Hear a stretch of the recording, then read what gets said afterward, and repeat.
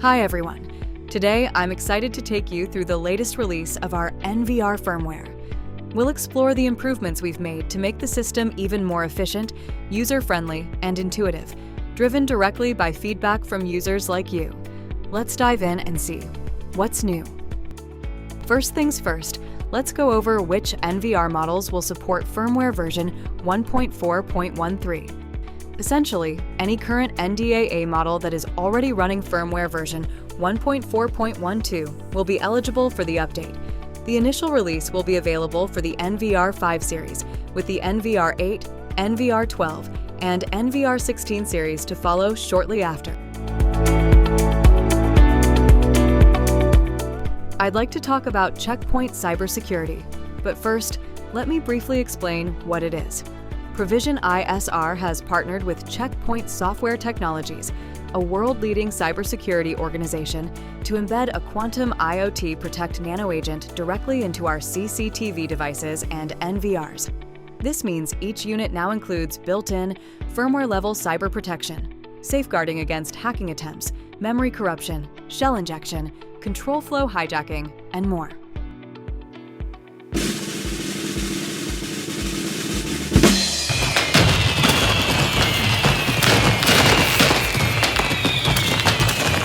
Ladies and gentlemen, from NVR firmware version 1.4.13, we've introduced a built-in notification system for specific events related to checkpoint activity. Let's quickly go through the different functions and see what each one does. Checkpoint status notification. This feature alerts you if checkpoint protection is disabled through unauthorized actions. For example, if a hacker attempts to turn it off. The system detects this backend change and notifies you, helping you respond quickly to potential security threats. Now, let's look at the most important feature: notifications based on cyber events. When a hacking attempt occurs, the checkpoint notification instantly alerts you that your NVR is under attack or that unauthorized access is being attempted. This allows you to respond in real time, before any damage, data theft, or tampering can occur. For integrators, offering checkpoint protection with alert notifications adds a clear value proposition. Checkpoint maintenance notification. This feature alerts you whenever the Nano Agent protection system enters maintenance or safe mode. This typically indicates that a malfunction or instability has been detected, and the device may require a reboot.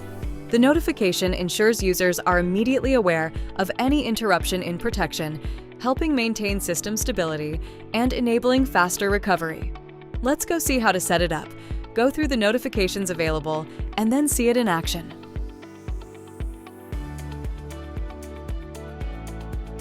We've added a brand new Checkpoint Notifications menu located under Settings. If you go to Events and Analytics, you'll now see an IoT Protection section. Inside it, you'll find the 3 checkpoint event categories: Cyber Event Checkpoint Maintenance Alerts, Checkpoint Status Alerts. All 3 alert types share the same notification options. You can configure a custom audio message to play through a connected speaker. There's also an option to send a push notification to the CAM2 mobile app. You can also link an alarm output to trigger a third-party device. For example, a unique colored strobe light in a control room. The NVR can also buzz, display an on-screen pop-up, and you can configure email alerts, ideal for notifying IT personnel immediately if a cyber event occurs. Now, a quick disclaimer. The firmware version I'm demonstrating today intentionally includes a vulnerability for testing and demonstration purposes. If a hacker attempts to breach the NVR, the Checkpoint Nano agent will block the attempt in real time. Depending on your notification setup, you'll hear the buzzer and see the on-screen alert immediately, exactly as shown here. Here is an example of an automated email generated by the system when a cyber event was detected. The same logic applies if someone attempts to disable the Checkpoint Nano agent through back-end access. In that case, instead of a cyber event alert, you'll receive a checkpoint status alert, and you can configure all the same notification actions. This is a highly welcomed addition to an already secure system. Having real-time notification capabilities truly brings the solution to the next level. I want to discuss illegal access support, a feature supported by all our NVRs, starting from NVR FWV 1.4.13. So, what exactly is it? As most of you already know, Provision ISR takes security very seriously. One of our built-in protections is against unauthorized login attempts. If someone tries to log into the NVR, whether through the web interface or locally, and enters the wrong password 5 times, the system automatically locks access for a set period. This is what we define as illegal access. From NVR FWV 1.4.13, you'll now receive real-time push notifications on your phone whenever this happens, so you're always in the loop, no matter where you are. It's all part of our brute force protection mechanism. After 5 consecutive failed login attempts, the system not only locks access, but also enforces longer delays after each additional failed attempt. Just for clarification, the notification will be received from NVRV 1.4.13, but the brute force mechanism has been in place for a long time. To demonstrate the illegal access feature, I'm going to attempt a login to the NVR through the web interface using its local IP address. I'll intentionally enter the wrong password 5 times. On that 5th failed attempt, the system triggers an illegal access event, sending a push notification directly to my CAM2 app, visible here on the left side of the screen. And there it is. 5 incorrect entries, and the alert comes through almost instantly. Let's talk about playback on our NVRs. We've introduced a new simplified playback experience on our NVRs. Previously, the timeline by default used a whole range of colors to represent different event types: motion, schedule, analytics, manual, and so on. While it was detailed, it could also feel a bit overwhelming. The new approach cuts through that complexity by using just 3 colors, each tied directly to what actually matters during playback: red to human detection, green to vehicle detection, blue to everything else, including motion, sensor, and scheduled-based recording. So if a human appears, that portion of the timeline instantly shifts to red. If a vehicle is detected, it turns green. Any general activity or non-AI triggered recording remains blue.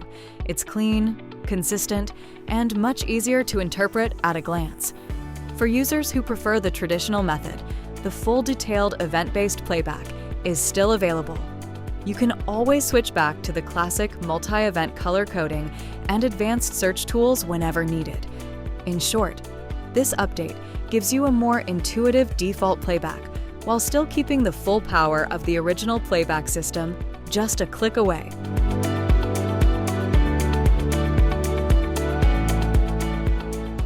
By default, the timeline filters events based on human and vehicle detection.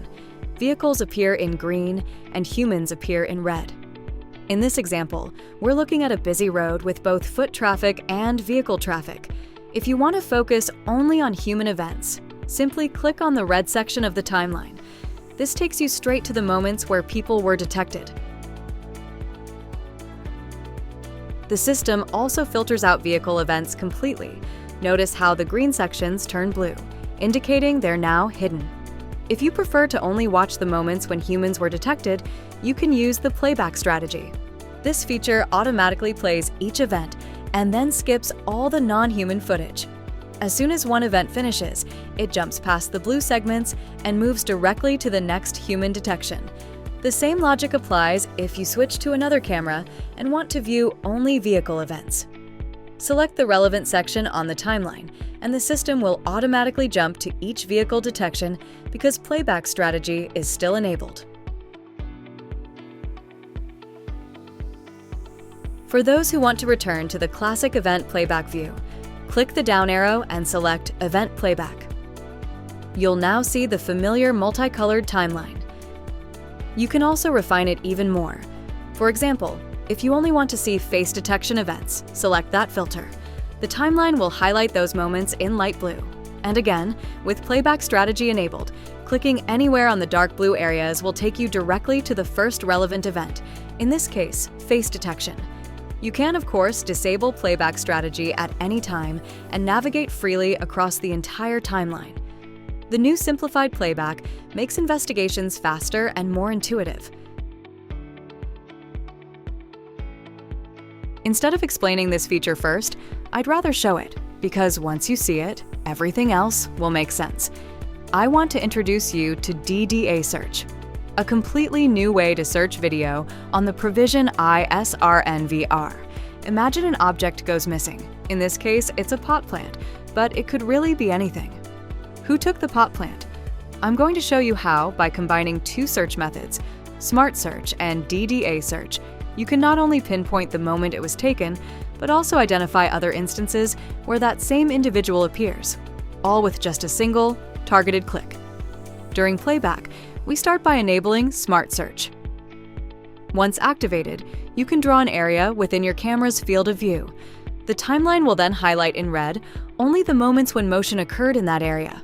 This lets you quickly focus on the relevant events, skipping everything else. Once the event is located and the suspect is visible, we can enable DDA Search. When DDA Search is activated, the video freezes and the system automatically detects all people in the frame, placing a box around each individual. From here, any person can be selected for a targeted, one-click search, making it fast and precise to track their movement across your cameras. And that's the power of DDA Search in action. In just a few clicks, the system has located every instance of this individual across your cameras instantly. What used to take hours of manual searching now happens in seconds, with no guesswork and no missed details. At the same time, the workflow is intuitive, so operators can track people quickly, whether it's a single or multiple cameras. This is security made smarter, faster, and simpler.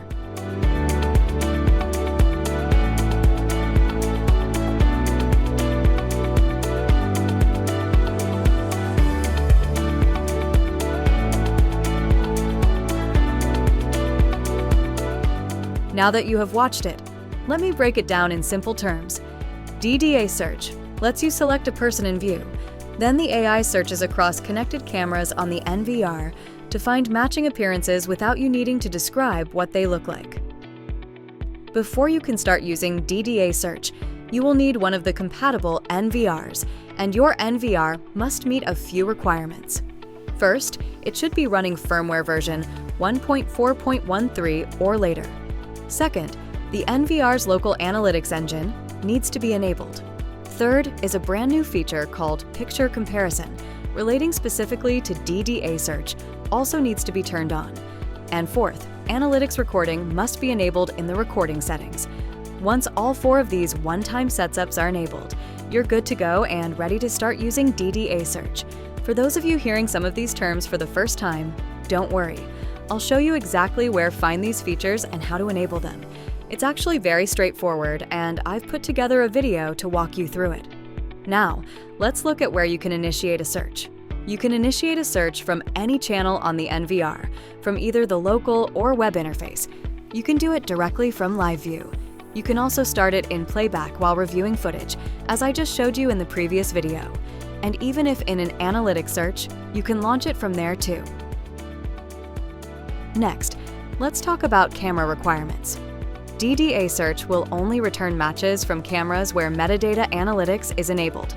So the camera must be an iSight series, running firmware version 5.1.2 or later, and metadata analytics on the camera must turned on and parameters configured. To summarize, you can initiate a search from any channel on the NVR. It doesn't matter if analytics are enabled or even if it's a third-party camera. However, the search will only look for matching results on cameras where metadata is enabled. I've created a video to guide you through the one-time DDA Search setup on the NVR. The first step is to enable the local AI engine. You can find this under the Analytics menu, in the Local Analytics Engine section. Enable it by ticking the checkbox and clicking Apply. The NVR will prompt you to enter your username and password, and once confirmed, it will automatically reboot. After the NVR has rebooted, navigate to the Events Analytics section and open Intelligent Configuration.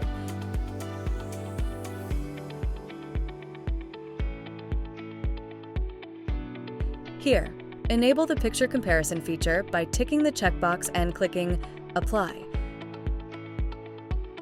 The table below shows each camera along with the AI function assigned to it, indicating whether processing is handled by the camera or the NVR. One important prerequisite is ensuring your recording settings are configured for analytics recording. You'll notice a notification appear when enabling picture comparison, reminding you of this requirement. To verify or adjust this, go to the Record menu and select the Analytics Recording option. You can choose either of the available settings that support event-based recording. Both will work. Once these steps are completed, your NVR is fully prepared for DDA Search. It's also important to note that DDA Search is being introduced in its first version and should be considered an early release feature. This version lays the foundation for more advanced DDA Search capabilities in future updates. We are actively refining the algorithm to deliver more accurate and faster search performance over time. At this stage, the tool is intended to complement the existing search and playback options rather than replace them. Let's talk about the Analytics Search Engine, which has been simplified to make it more efficient. The search engine is now divided into two sections: humans and vehicles. Starting with humans, you can search for any human-related event, whether it's line crossing, a sterile area, loitering, or any other detection. The search is universal, so you'll see all events where a human is detected. We also have a metadata search, which lets you filter by specific attributes, like clothing, gender, hats, sunglasses, and more. There's also a dedicated face recognition search within the human section. Finally, DDA Search, which analyzes a person's features, like clothing color and overall appearance, and compares them across video footage, quickly finding matches in seconds and saving hours of manual searching. For vehicles, you can search for any vehicle-related events, such as line crossing, sterile areas, illegal parking, object counting, or any event where a vehicle has been detected.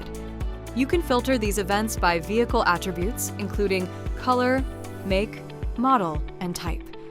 License plate searches are also supported, allowing you to find all detected plates or search for specific plates. Besides the simplified search engine, there are also some great user interface improvements. So, let's take a closer look. The Analytics Search Engine has now been simplified into two main sections: humans and vehicles, and each section has its own set of subcategories. Let's walk through them, starting with face detection. You can still search for all face detection events by date and by camera. That part hasn't changed. What has changed is face recognition searching, as we now introduce the ability to load and search for multiple target images at once. Previously, you could only search for one face at a time. Now you can load several faces and run a single unified recognition search across all of them. Next, under the human subsection, you can perform an DDA search. Here, you can load any human detected in any event as your target image, and the system will return all matching results. And similar to face search, DDA search also supports multiple targets at the same time. If you want to look at all human-related events, you can go to the Object tab.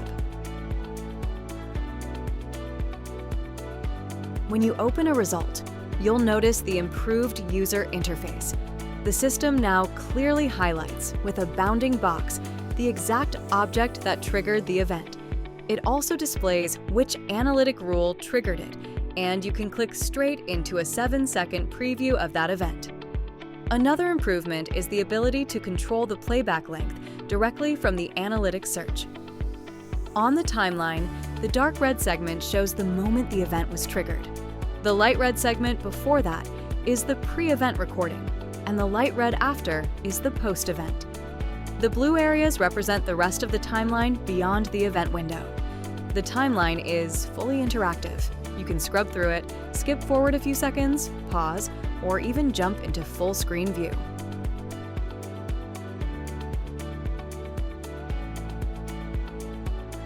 If you need to back up the footage, just click the backup button. And something new, I am sure you have noticed the object bounding box you're familiar with from live view now also appears in Playback. You can also search by object metadata. For example, you can filter for all people wearing white upper clothing.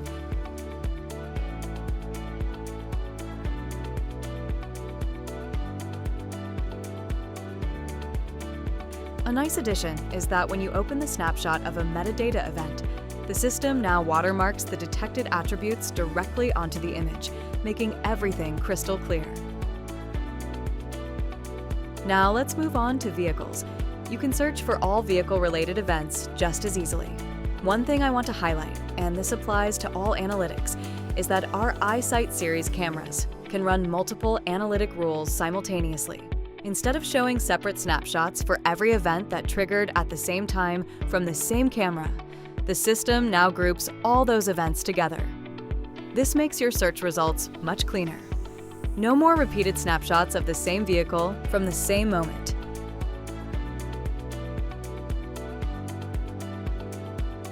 If you need to filter by vehicle attributes, such as color, make, or type, you can do that as well. And just like with human metadata, vehicle snapshots also display attribute watermarks directly on the image.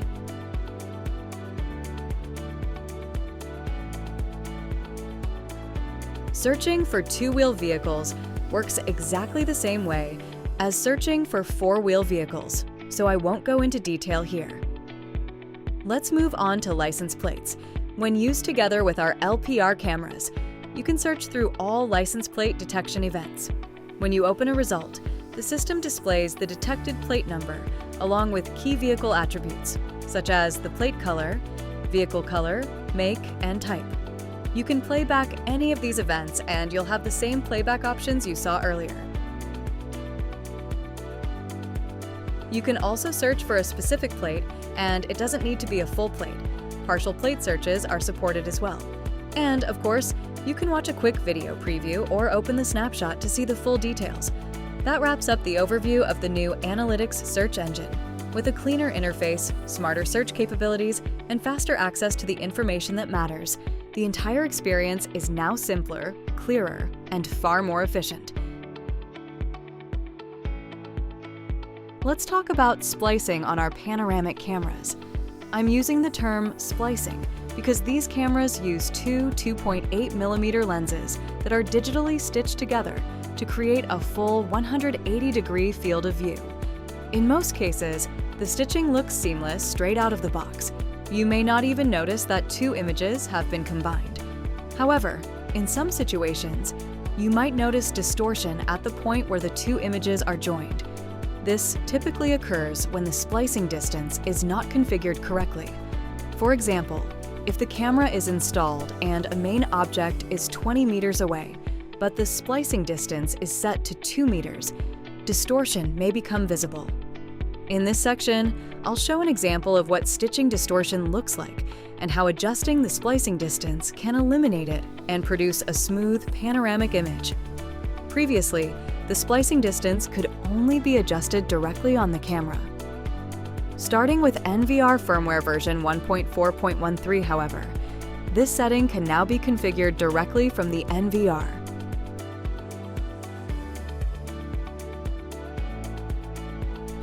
At first glance, your panoramic camera might look perfect, but as soon as an object appears right in the center of the view, you may notice some distortion. In cases like this, adjusting the splicing distance is needed. Simply go to the settings, select camera, then go to the image menu. There, the splicing configuration is available.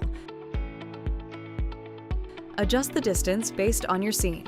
In my example, I set it to 2 meters. You can see the adjustment on the mini screen.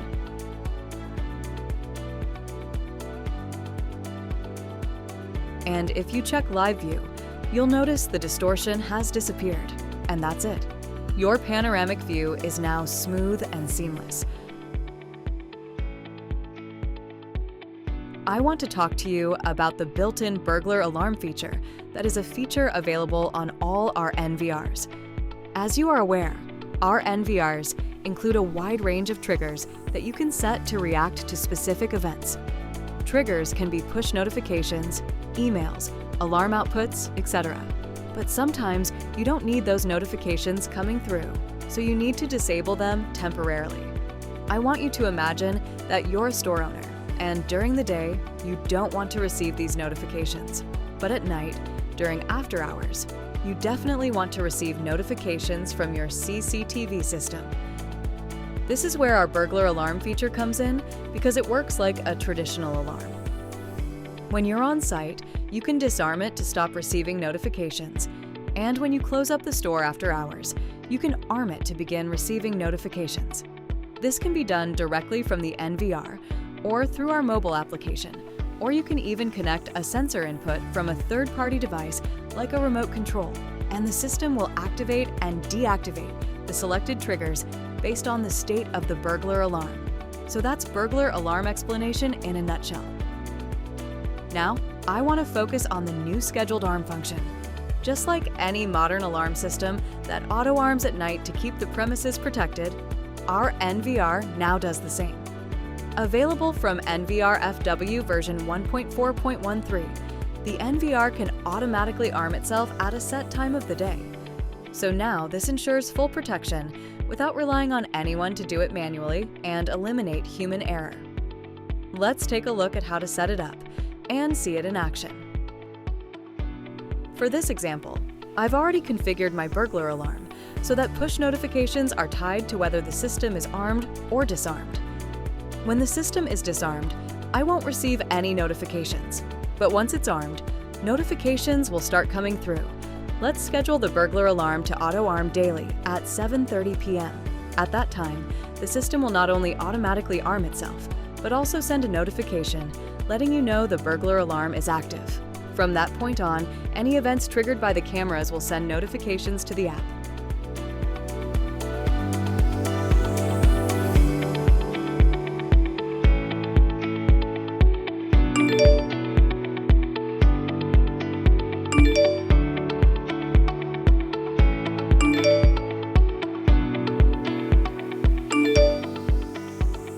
I want to touch on license plate database management because we've enhanced our NVR module by adding per-record validity scheduling.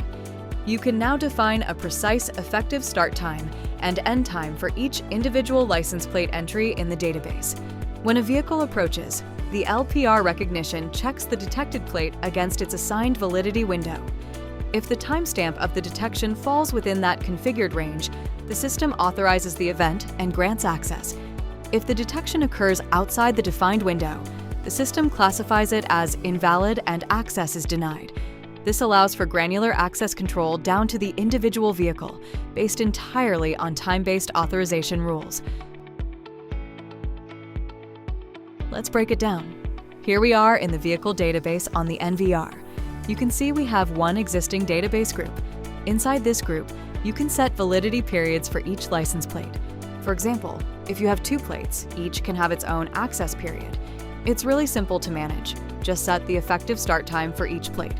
Maybe you want to give one person access for a month, while another gets permanent access.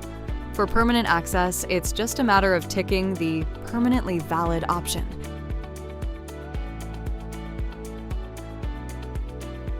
So here we are, both plates in the same database group, each with completely different validity periods.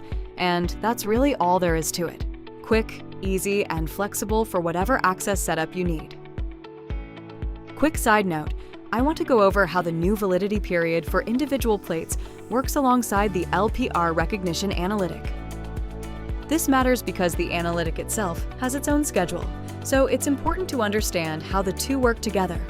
Within the LPR recognition analytic settings, you set a schedule for when the recognition parameter is active, and you also assign which database groups are affected by this schedule. Now, with the ability to define an effective start time and effective end time for each individual license plate, the system checks both conditions. Only when both the recognition parameter schedule and the plate's effective validity period are valid will the system trigger the configured action, like opening a gate or barrier. This is really handy for entry points with lots of plates, each on a different schedule.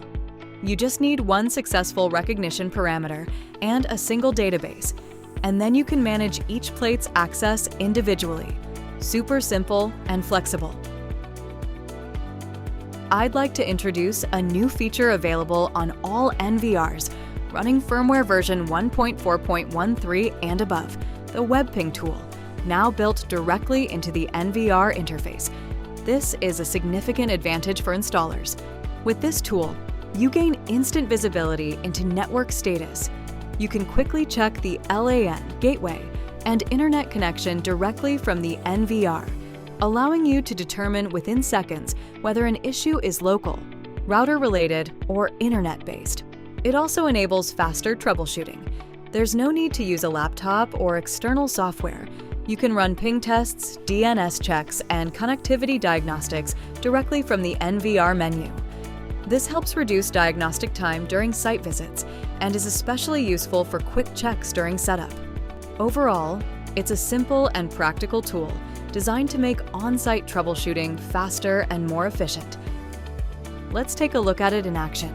I want you to imagine arriving at a client's house and, for whatever reason, you don't have your laptop with you. The client tells you they're not getting video on the Com2 app. In this case, the Web Ping tool is the perfect place to start troubleshooting because you can quickly verify if there is internet connectivity on the NVR. To do this, open the System menu, go to Settings, then Network, Network Status, and then Network Status Detection. You can ping something like Google to see if the NVR has internet connectivity,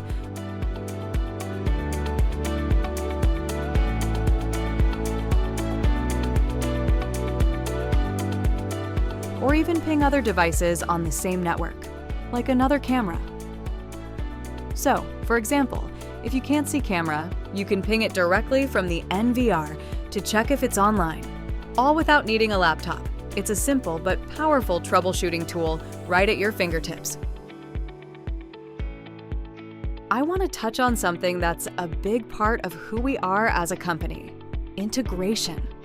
As most of you know, we believe strongly in integrating with as many platforms and partners as possible.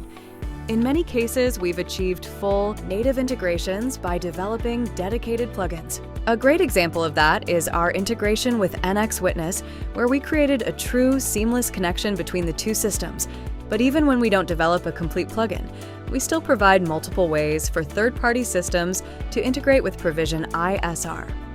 We already have our Open API, and of course OnVIF, which gives system developers the ability to interact with our devices at various levels. And now, we're adding another integration method to our NVRs to give you even more flexibility: HTTP post support. By adding HTTP post support to our NVRs, this changes what you can do with event integration.